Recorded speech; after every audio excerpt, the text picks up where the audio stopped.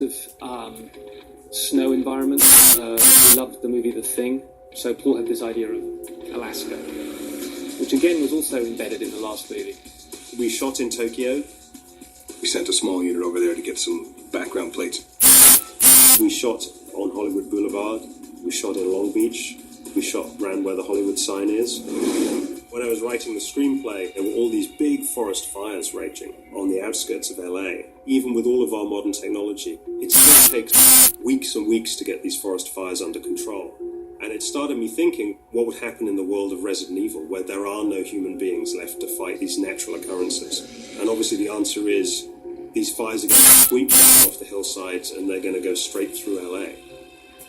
We talked a lot about the look, but I would tear out photographs from magazines just to establish what Los Angeles might look like if it were covered in a fog of ash.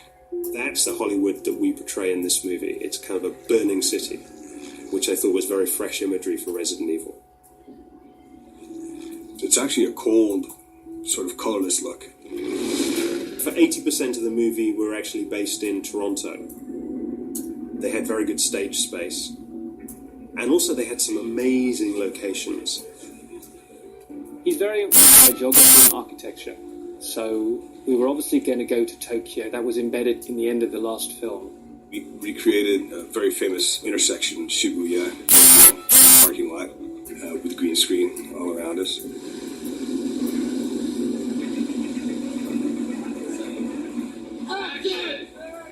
It's a very sort of greeny blue, high-tech feel to it.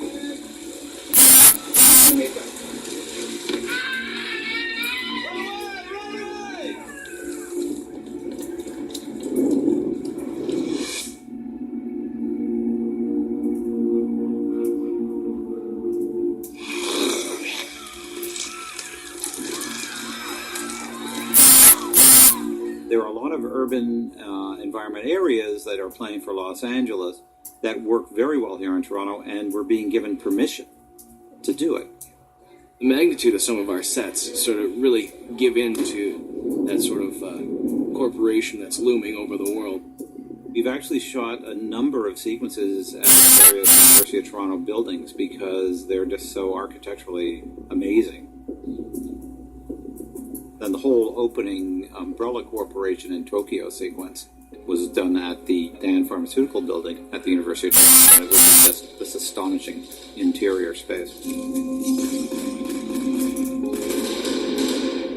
No one had ever really put this on film before. I thought this just looks so unique that everyone's going to think we built it anyway.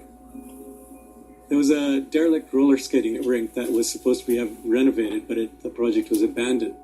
And it had such interesting architecture that we were able to actually use it for about 24 different sets. The jail cell that Chris Redfield is found in. Wendell isn't the only one that hears things. Our sewers, we had tunnels in there. Also, the opening of the movie where the Alices come down into the Umbrella Corp entrance, their garage, so to speak. They were all done in that one roller rink. We built sets that were big enough that when I was doing close dialogue coverage, you could stay within the set. But whenever you came back to a wide shot, it became a visual effect.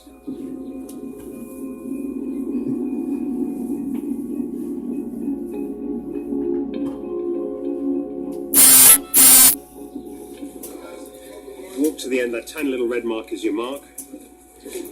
Walk in, the doors will open, stop, look around.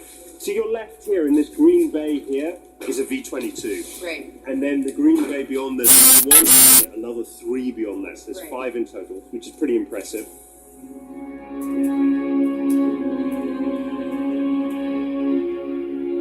A lot of the scenes are shot in various layers.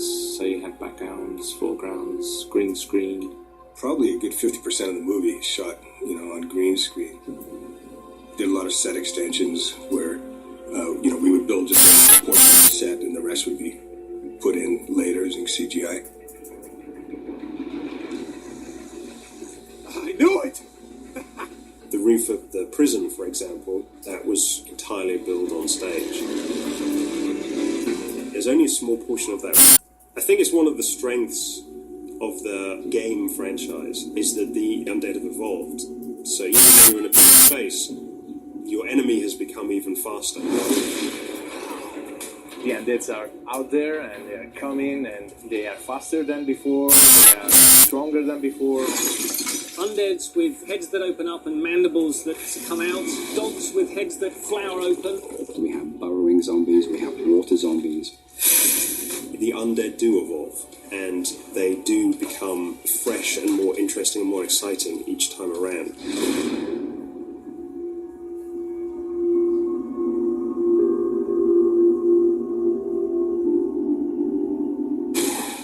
We're here in the makeup trailer today, prosthetics makeup trailer. There's several trailers. There's trailer for hair, trailer for makeup, and trailer for prosthetics. When we're doing prosthetic makeup on an actor to change their appearance either into an undead or to a mutated version of themselves, for some of the key characters, we would take an impression of their face called a life cast. On top of that life cast, we would sculpt the makeup, blending the edges of the makeup into the surface of their face. Make a mold of that, and then reproduce the clay sculpture in a foam or a gelatin or silicone. And that material, having the edge of it be like lace, essentially, when you glue it onto someone's face using prosthetic cosmetically, it blends into their skin. So we're able to take that process, but apply it to our new breeds of zombie. They were in wardrobe, getting their undead wardrobe on, undead makeup, and being powdered down. Another day in the office. To be surrounded by zombies on set is a fantastically unique experience. First of all, it makes you feel very beautiful and very alive. I see them at lunchtime when they can't remove the prosthetics, but they'd like lift their lip up and would have a straw in their mouth. It was the most disgusting thing to see, yet slightly cool. Who are the real inheritors of the earth? Is it the last remnants of humanity, or is it people who want to kind of eat the last remnants of humanity?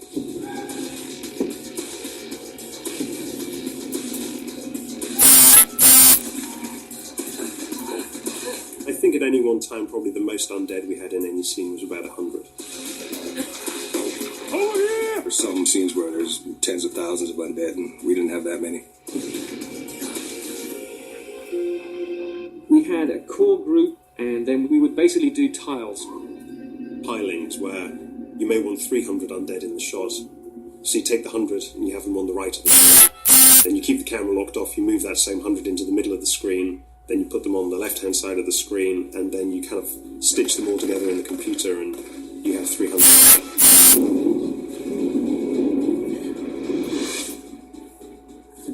And then on some of the high aerial shots, those undead are all CG undeads. Those are created by Dennis Berardi in incredible detail. Our goal always is to have our effects seamlessly integrate into the visual style of the show, whereby you don't know what is real and what is practical, what is physical and what is digital. The undead models, you know, you can look at them, they have pores in their skin, they have individual hairs in their follicles. So it's hard to tell in a wide shot the difference between a digital undead and a real extra. In the past, the people have been brought back to life by the virus, who are zombies, and now we have characters that have been mutated by the virus. The character of Axeman from game number 5, he is incredibly powerful. The Axeman is this giant. He carries this huge sledgehammer slash axe slash meat tenderizer.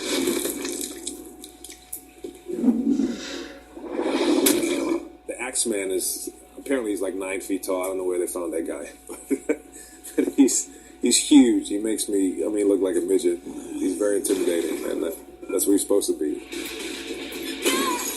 We cast for like 8 feet tall guys, and Rick Forsyth, our stunt coordinator, would do the casting because we have to try and find people who are phenomenally huge. This guy apparently came to meet Rick at his house. He was so tall he couldn't get through the door. He had to bend down, and then bend down while he was still in Rick's house. Huge. We had an awesome actor named Raymond who's 6'7", and we gave him lift, so he's close to 7 foot tall in the movie. He has a very pliable and horrendous-looking bodysuit to show his body scarred up. He has a big leather butcher's apron, leather gloves, and To top it off, he wears essentially an executioner's hood, but made of sackcloth that has been bloodstained from all the victims he's killed over the years. You okay, Ray? He's so incredibly strong that even some of the strongest gates cannot withstand his constant pounding.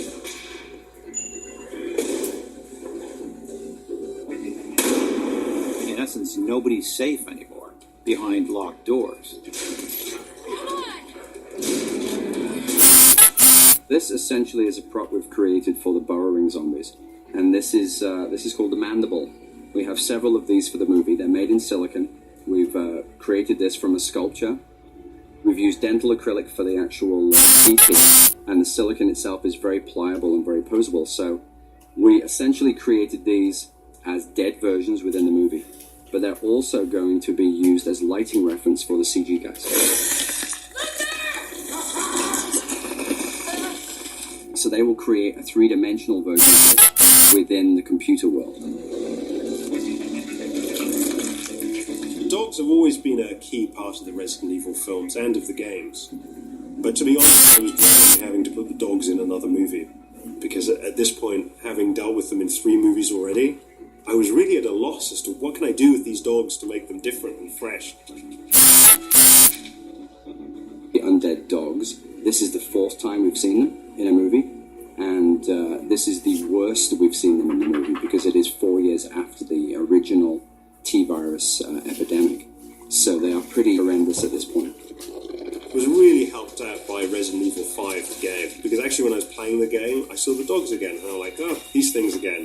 And then suddenly their heads split open, and I'm like, wow, this is fantastic. Just as Capcom have taken the undeads and the dogs to the next level, we went with them.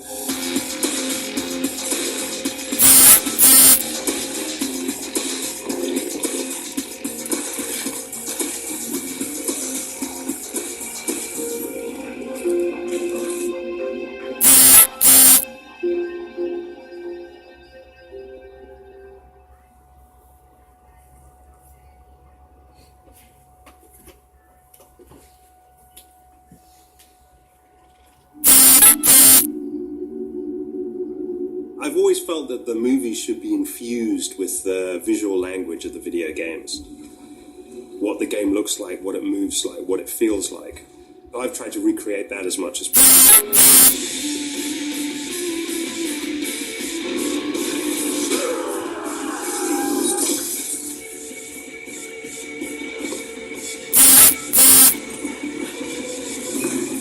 When the first game came out, it was so frightening. I mean, I'm just playing Resident Evil in the basement, and I'm terrified to take a step. The video game is absolutely humongously huge, and so I'm really hoping that we do justice to the boys and girls who play this video game around the world.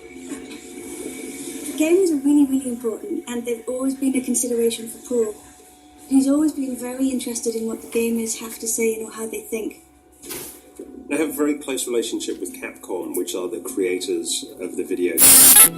Capcom, for me, is a very good way to stay in touch with what gamers want and what they think of the video games. Because obviously Capcom do a huge amount of research into what people think of their games. We always try to learn from what the video game designers do in terms of the creatures, in terms of set pieces that they create. One of the best things about this Resident Evil is how closely aligned it is with the Resident Evil games. You recreate the kind of mise-en-scène and the look and the feel of the sets. That kind of classic overhead shot is a staple of the games. If you're a fan of the games, you're going to see all these things that correlate to it. Claire Redfield, here I am in the original video game outfit. With the success of the last video game, we said, wouldn't it be great to include Chris Redfield into the world of our movie? Name's Chris. We wanted to bring Chris Redfield into the film. He was very strong in Resident Evil 5, the game, which has been a very successful game. He's a very strong male character. when I was offered the part, I did some research online. And what I found online, just by Googling images, was that Chris Redfield